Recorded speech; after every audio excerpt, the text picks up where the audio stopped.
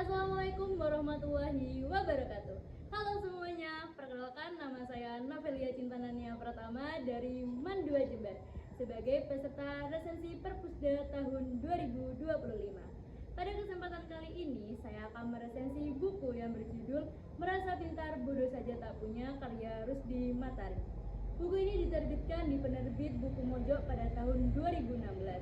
Memiliki halaman 226 yang bergenre kumpulan esai bernuansa sufistik atau fiksi religius. Pernah nggak sih kalian merasa paling pintar, paling paham, paling tahu, bahkan paling baik daripada orang lain? Kalau pernah, hati-hati aja loh, itu bisa menjadi jebakan halus yang dapat mengerdilkan dirimu sendiri. Lewat buku ini, kalian akan tertampar dengan keras hingga terguncang. Karena buku ini tidak menggurui dengan teori, tidak menghakimi dengan dalil, tetapi akan menertawakan kesombongan kalian lewat tokoh sederhana yang digambarkan kurang waras bernama Cak Delahum. Membaca buku ini serasa bercermin di air yang jernih. Awalnya kalian akan dibuat tersenyum, tetapi lama-kelamaan kalian akan merasa ditelanjangi oleh sebuah kebenaran yang polos. Buku ini gak cuma hanya untuk dibaca, tetapi juga untuk direnungi. Hati-hati loh, baru buka halaman pertama, bikin kalian ketagihan membaca. Isi buku ini sangat sederhana, hanya menceritakan tentang kisah-kisah Cak Delahum yang dianggap bodoh oleh orang-orang di sekitarnya. Akan tetapi, kebodohan itu malah melahirkan kebijaksanaan dan renungan yang amat mendalam. Ini dibuktikan pada salah satu kisahnya, saat Cak Delahum mengumpamakan sebutir garam sebagai permasalahan hidup seseorang. Saat sebutir garam itu dituangkan di segelas air, rasa airnya akan sangat asin dan menyesakkan.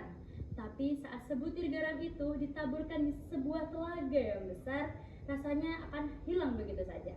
Pesan yang dapat diambil dari kisah ini adalah saat hati kita sempit, masalah sekecil apapun akan terasa menyesakan.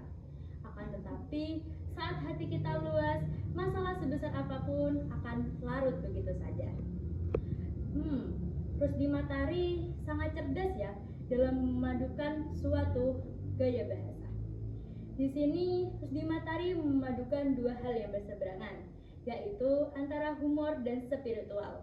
Jarang-jarang loh ada buku yang bikin kalian merenung sekaligus tertawa sekaligus.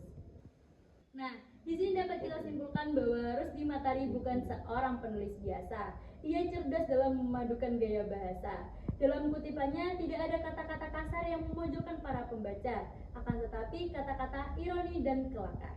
Disinilah letak kekuatannya. Tokoh Cak Delahum di sini adalah wajah kecil bijaksana. Ia bukan seorang profesor, bukan juga seorang ulama besar. Akan tetapi kata-kata sindirannya mampu menyentuh para hati pembacanya. Buku ini memiliki beberapa kelebihan. Yang pertama, bahasanya ringan namun ngena dalam hati. Yang kedua, kritiknya dekat dengan kehidupan, bikin kita mudah buat memahami. Yang ketiga, juga bisa jadi bahan renungan yang dapat merefleksikan diri sendiri. Yang keempat, buku ini juga dibalut humor yang dapat bikin kalian ketawa ketiwi sendiri. Sebelum itu, setiap kelebihan pasti memiliki kekurangan. Kekurangan dari buku ini adalah 1. Alur yang episodik. Setiap kisahnya terpisah-pisah dan gak nyambung. Bahkan mungkin orang yang suka membaca narasi panjang kurang sreg saat membaca buku ini. Yang kedua, dialog lokal. Beberapa dialog menggunakan bahasa Jawa atau Madura, bikin orang di luar daerah kesulitan dan bingung apa maksud yang dibicarakan oleh tokoh tersebut. Yang ketiga, pesan tersirat. Saat kalian baca buku ini terburu-buru, pesannya gak bakal nyampe ke kalian dan bakal hilang gitu aja. Jadi, dapat kita simpulkan bahwa buku ini sangat cocok untuk dibaca oleh semua kalangan. Cocok untuk anak muda yang sedang mencari arah agar mereka tidak terjebak di dalam kesombongan intelektual, dan juga cocok untuk anak dewasa atau tokoh masyarakat agar mereka tahu bahwa gelar, jabatan, dan ibadah saja tidak cukup tanpa peduli kepada orang sekitar.